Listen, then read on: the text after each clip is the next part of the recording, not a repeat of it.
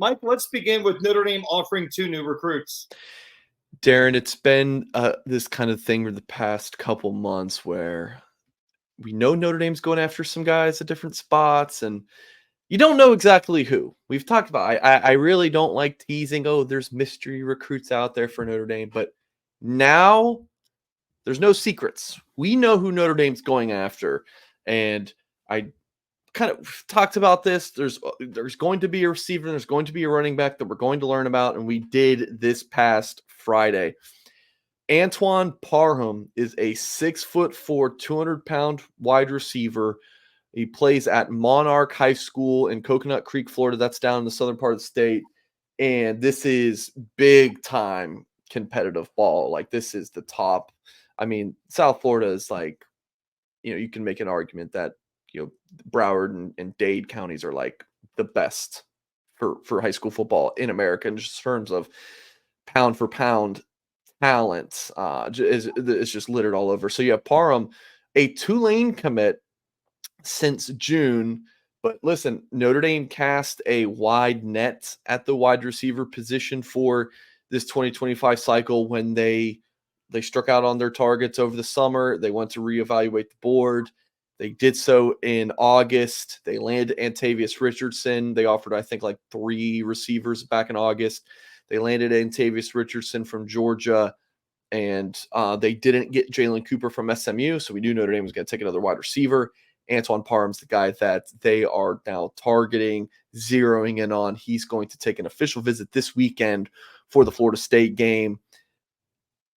I'm not gonna look. People are gonna say, "Oh, he's a 3-star. He's committed to Tulane," and that's where they're gonna draw the line. But the more you dig on Parham, I know I sound like a broken record, and some of these things you guys don't want to hear it. But Parham looks really good on film. Notre Dame thinks he's a freak show. Measurables are outstanding. Senior film has been encouraging. So Notre Dame really likes this 6'4", 200-pounder who runs in the 4.6s and the 40-yard dash, which is pretty strong at that size. So I do really like where Notre Dame stands to flip him. And then Boston College running back commit Nolan James from DePaul Catholic plays at the high school level alongside Notre Dame commit Elijah Burris, of course, the wide receiver, the son of Plexico Burris. Nolan James, again, Boston College commit, a 3-star prospect, committed to the Eagles last December over Syracuse, Duke, Minnesota, Virginia, and several others. And I believe he has other scholarship offers, Darren, but he has not posted them because Notre Dame is the only school. He told me that like other schools have talked to me, but Notre Dame's the only school I was going to entertain. Like, so this is something that he's known about for a while. Like, hey, if I'm going to go somewhere else, it's going to be Notre Dame. Like Boston College, a strong academic school, fairly local, right? So Notre Dame is after him now. Here are his career stats, Darren. Okay. 520 carries. That's a lot. 3,616 yards and 33 rushing touchdowns. Also has 1,000 career receiving yards and 9 touchdowns.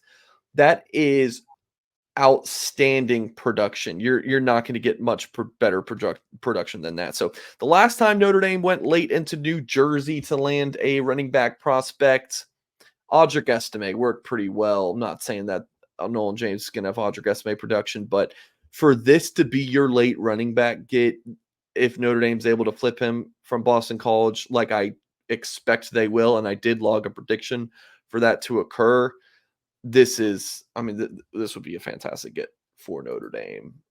So, yeah, I like Nolan James to end up picking Notre Dame this season alone. 181 carries, 1,419 yards, and 14 touchdowns, and that's in 9 games. Also has a couple of receiving touchdowns. So, again, that's Nolan James, a running back from DePaul Catholic in New Jersey, plays highly, highly competitive football out there. So James, Parham, both going to be on campus this weekend for official visits.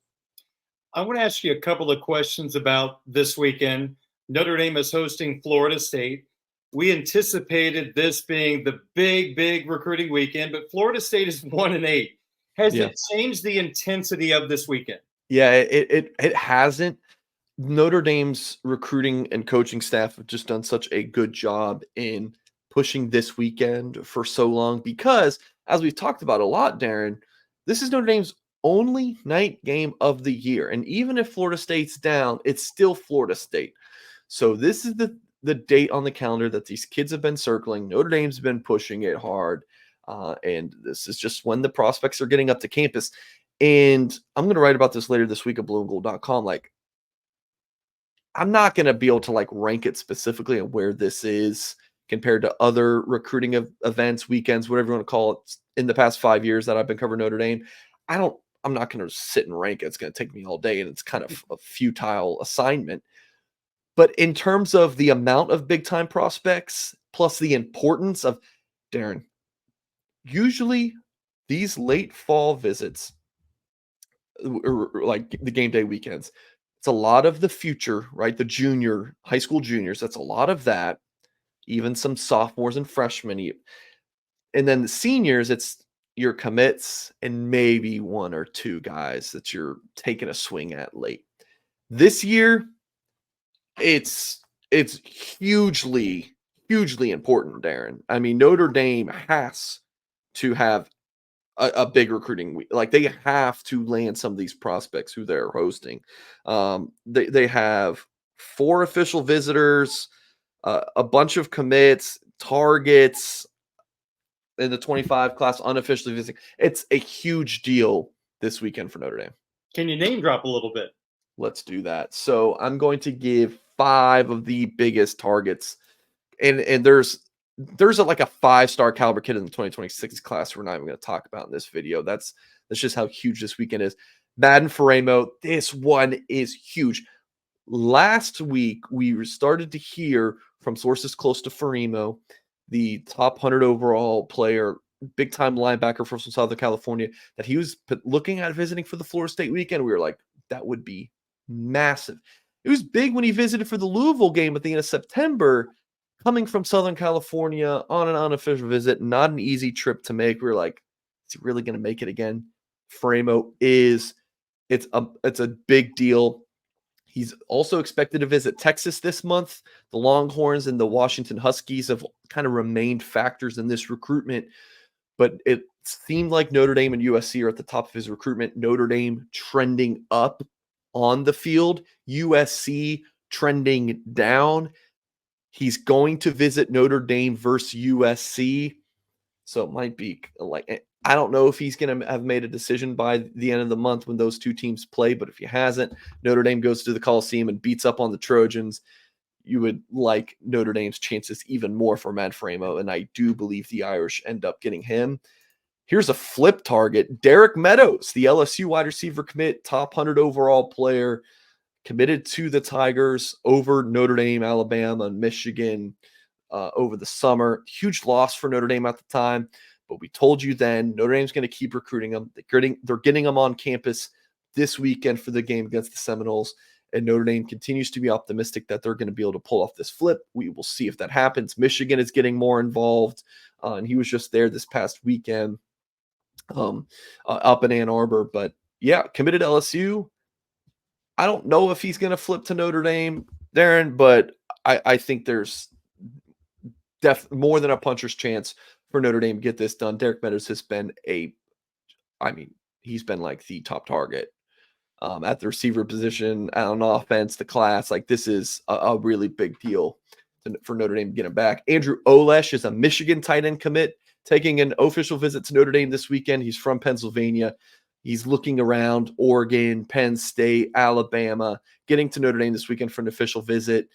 Kind of one of those deals where I think Olesh is really interested in Notre Dame. Irish are kind of like, yeah, you're a top 100 tight end, number 3 tight end in the country.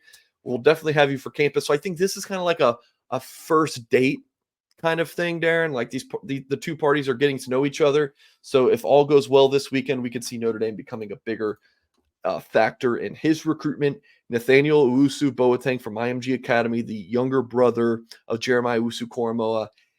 This visit's been locked in for months.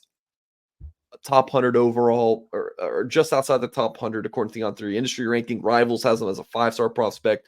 Key linebacker target for Notre Dame. How about this, Darren? Notre Dame offered him 2 weeks after Marcus Freeman took the job as Notre Dame's head coach. That is how long Notre Dame has been recruiting Owusu Boateng. What a big deal it is for him to get back to campus. We're less than a month now, Darren, from National Signing Day or whatever you call it now, since there's no national letter of intent. Massive for Notre Dame to get him on campus. There's been a bunch of schools involved, but it seems like it's down to the Irish in Michigan. He was just at Michigan last week, getting to South Bend this weekend. Notre Dame's got to put on a really good visit because Michigan may have the edge for him right now. Another big flip target for Notre Dame, Jalen Wiggins, an interior defensive line at the next level. He is committed to Florida. He's from Tallahassee, though, so the Florida State Seminoles, I mean, they're terrible this season. But they still would like to flip Jalen Wiggins. They don't have a whole lot of momentum to do so. Maybe they can keep it within a couple touchdowns. That'll help their cause to flip Wiggins. I don't know, but Notre Dame, Marcus Freeman was at Wiggins' game last weekend. Freeman was in the Sunshine State. I'm going to actually write more about Freeman's recruiting travels last week at Blue and Gold Tuesday night. But Freeman went to see Wiggins play Friday night. Freeman is taking a very personal interest in Wiggins' recruitment. We know he's involved in a lot of these recruitments, if not all of them, but especially with Wiggins, Marcus Freeman really wants to flip Jalen Wiggins from Florida. A follow-up question on Farimo. I'm trying to frame this storyline for Irish fans.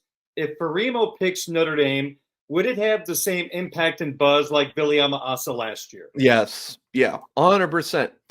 I mean, Viliama Asa picking Notre Dame over Ohio State and USC. He was leaning one way, goes to the church camp, comes back. It's Notre Dame. Farimo was going to commit over the summer. Recruitment drags on, then it drags on, then it drags on a little bit more. Now we're close to a signing day decision, Notre Dame versus USC. And then you got Texas, Washington's involved, a team who just played for the national championship game last year, and a player who is electric. I mean, he's playing in a cast this season. He's got 100 tackles. Like, he is like a Kingston part 2. He's that good. Fremo could play for Notre Dame in 2025. Like this, to answer your question, absolutely. So coming out of this recruiting weekend, do you feel like the Irish are in good shape with these linebackers? Yeah, it's really interesting because they'll take both of them. If they don't land either, I don't know if they'll go after any additional linebacker super late, but I like Notre Dame to land Farimo right now. He's a very tough cookie to crack. He doesn't really talk a ton to media. He's kind of got like his one or two reporters maybe that he'll connect with. Chad Simmons at On3 being one of them. So definitely lucky on that aspect. So we were able to report on his visit last Friday. Last Friday was a very busy day. So a lot of Notre Dame recruiting news. But anyways, Darren, yeah. He's a tough one to read. But the tea leaves continue to suggest that Notre Dame is the team to beat. And then with Owusu Boateng, I don't know. You hear things that make you optimistic, hear things that don't. So I would still maybe lean Michigan, but I could see him ending up at Notre Dame very easily.